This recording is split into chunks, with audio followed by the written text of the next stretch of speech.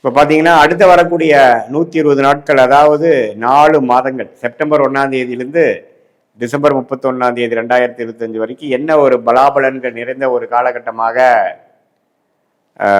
துலாம் ராசிக்காரர்களுக்கு இருக்க போகிறதுங்கிறது நம்ம சயின்டிஃபிக் வேதிக் அஸ்ட்ராலஜி முறையில் நம்ம பார்க்க போகிறோம்.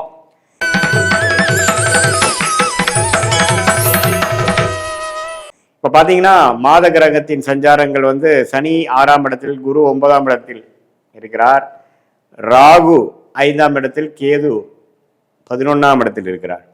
ஸோ இது எப்படி ஒரு அமைப்புனா, ராகை குரு பார்க்குறார். அதனால பாருங்க, உங்களுக்கு 5ஆம் இடத்தில் இருக்கக்கூடிய புத்திரஸ்தானத்தில் ராகு இருந்தாலும் குருவால் பார்க்கப்படுகிறது. வந்து குழந்தைகள்னால் சில விஷயங்கள் மிக்சடான இருக்கும். சில பேர் மெனக்கிடக்கூடிய அமைப்புகள், குழந்தைகளுக்கு மெனக்கிடக்கூடிய அமைப்புகள், சில பேர் குழந்தைங்களால சில பெனிஃபிட்ஸு, அவங்களை வெளிநாடு அனுப்புறது, கொஞ்சம் அடுத்த லெவல் ஆஃப் படிப்பு விஷயத்துக்காக நம்ம கொஞ்சம் மெனக்கெடுக்கிறது, ஃபினான்ஸ் பண்ணுறது, பேங்க் லோன் போகிறது, அவங்களுக்காக நீங்கள் கொஞ்சம் அலையிறது, அதெல்லாம் கொடுக்கக்கூடிய அமைப்புகள் உண்டு.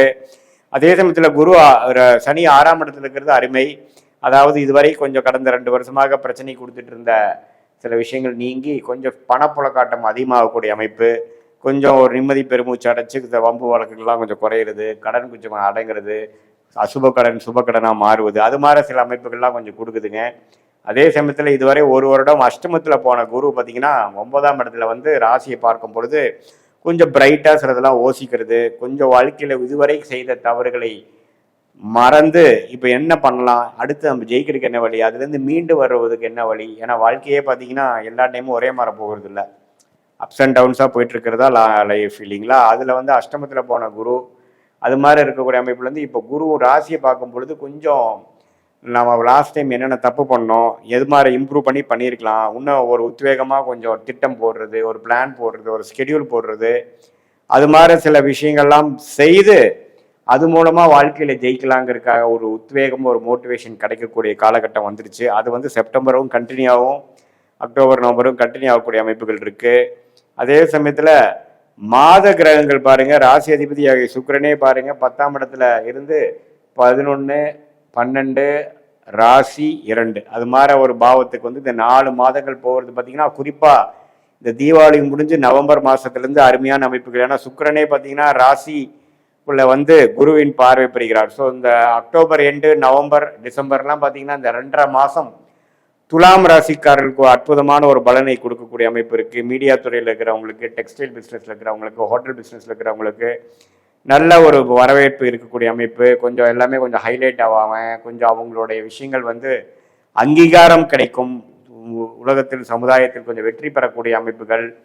அதே சமயத்தில் அவங்க சில முயற்சிகள் இதுவரைக்கும் செய்கிறது வந்து டக்குன்னு செய்யக்கூடிய அமைப்புகள், ஒரு புதுசாக ஸ்டார்ட் பண்ணுறது ஏதோ ஒரு விஷயம், அதெல்லாம் கிடைக்கக்கூடிய அமைப்பு இருக்குது. அதே மாதிரி ராஜோகாதிபதி புதனும் பார்த்திங்கன்னா ஓரளவுக்கு நல்ல அமைப்பில் இருக்கிறதுனால நல்ல ஒரு பணம், இதுவரை வரக்கூடிய பணங்களோட இப்போ வரக்கூடிய பணப்புழக்காட்டம் அதிகம், நிதி நிலைமை கொஞ்சம் அதிகமாகிறது, கேஷ் ஃப்ளோ இம்ப்ரூவ் ஆகுறது, நம்ம எதிர்பார்க்க பண வரவு வருவது, குடுக்கல் வாங்கல் இதுவரைக்கும் இருந்த பிரச்சனைகள் தீர்வது, அது மாதிரி நல்ல விஷயங்கள் இருக்குது. செவ்வாய் பார்த்தீங்கன்னா 12ஆம் இடத்துலேயே இருந்து சில பிரச்சனைகள் கொடுத்துட்டு இருந்தவர் இப்போ லக்ன ராசிக்குள்ளே வந்து 2ஆம் இடத்துல 3ஆம் இடத்துல வரும்பொழுது இந்த இடம் பூமி சம்மந்தப்பட்டது, இந்த ரியல் எஸ்டேட்டில் வந்து சில விஷயங்கள் சாதிக்கிறது, அதே சமயத்தில் மெடிக்கல் துறையில் இருக்கிறவங்களுக்குலாம் கொஞ்சம் நல்ல அமைப்புகள் உண்டு.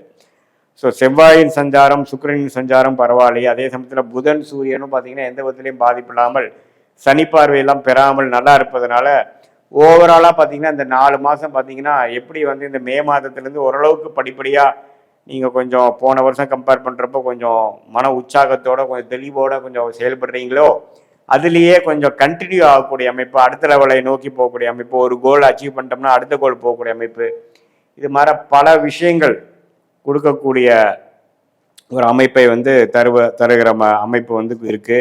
அதே சமயத்தில் இப்போது இது வந்து பார்த்திங்கன்னா ஆண்டு கிரகத்தின் சஞ்சாரம், மாத கிரகத்தின் சஞ்சாரம் வச்சு துலாம் ராசிக்காரர்களுக்கு எப்படி ஒரு அமைப்பு இருக்குது.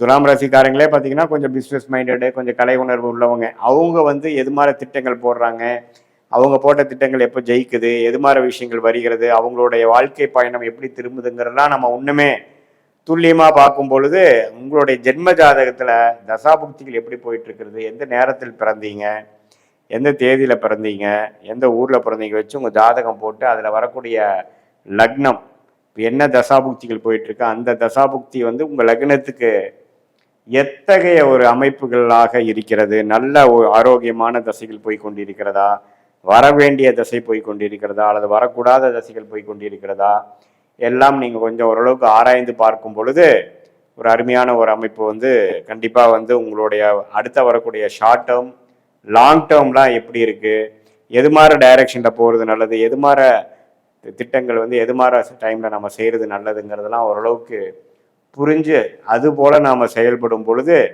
நல்ல ஒரு growth, நல்ல தேவையற்ற சமய விரயங்கள், தேவையற்ற பொருள் விரயங்கள்லாம் தவிர்த்து நம்ம சயின்டிஃபிக் வேதிக் அஸ்ட்ராலஜி முறையில் எது மாதிரி விஷயங்கள் ஆண்டு கிரகம், மாத கிரகங்கள், கோச்சார் அமைப்பு, உங்களுடைய துல்லியமான ஜாதகம் மூலமாக வரக்கூடிய தசாபுக் அமைப்பு ரெண்டையும் மிக்ஸ் பண்ணி பார்க்கும் பொழுது அடுத்த வரக்கூடிய தசாபுக்திகள், அடுத்த வரக்கூடிய காலகட்டங்களில் நம்ம என்ன மாதிரி விஷயங்கள் காத்து இருக்கிறது, அது மூலமாக எந்த டைரக்ஷனில் நம்ம போனால் நம்ம ஈஸியாக நம்ம ஜெயிக்கலாம், எது நமக்கு வந்து பிராப்தமாக இருக்கிறது, எது மாதிரி விஷயங்கள் நமக்கு பிராப்தமாக இல்லை.